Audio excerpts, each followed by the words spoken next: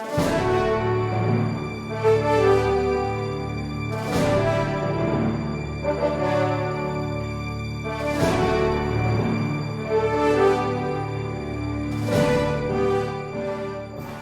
Senator Judge Lapid.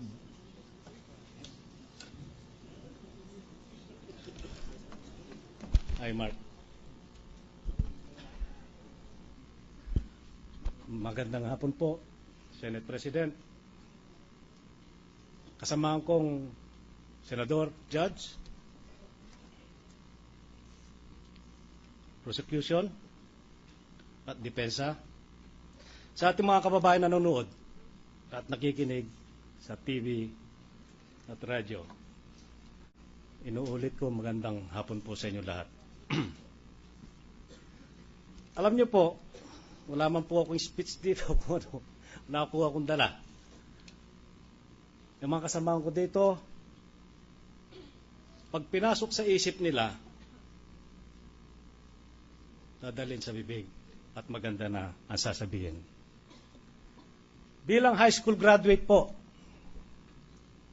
sa ating mga kababayan, anong sasabihin ni Lito Lapid na hindi marunong mag-English, na hindi kaalam sa batas? Ano kaya ang magiging desisyon?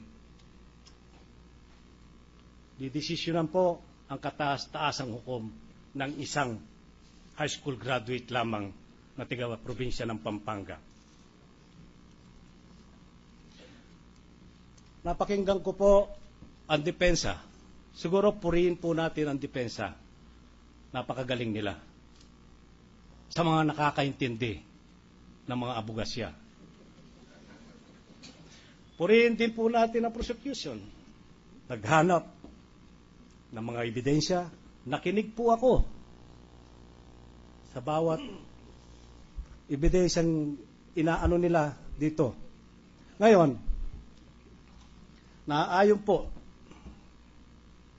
lalong-lalo na si Congressman Pariñas, yung pong pinirsinta niya kahapon dito, para sa akin lang po, ay malinaw na si Chief Justice Corona ay lumabag sa batas.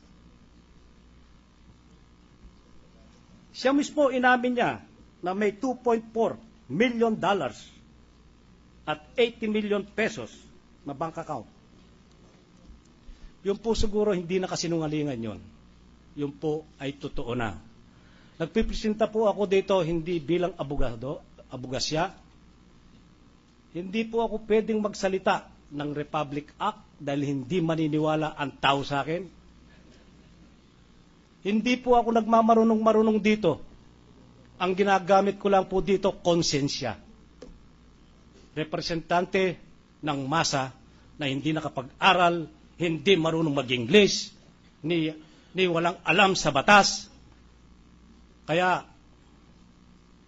nung pong nagsasalita dito, si Chief Justice Corona, nagsusumbong sa taong bayan.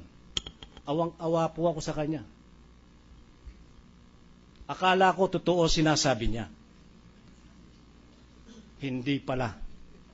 Mas pinaniwalaan ko pa si Congressman Pariñas nung nag-PowerPoint dito. Ngayon, ang sinasabi niya ay isang pizza pie. Hindi po totoo yan na may 82 akong account. Siguro kung ako ang pagbabasihan ko, kung 100 basong tubig linagay sa 4 na drum lang ang kanyang account.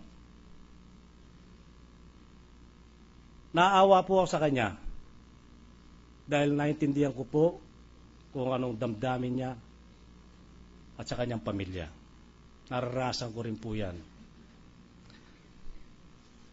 At sana pagkakataon ito, pasasalamatan ko siya. Dahil nung pangalawa kong panalo bilang senador, sa kanya ako nanumpa bilang isang senador. Pasensya na po.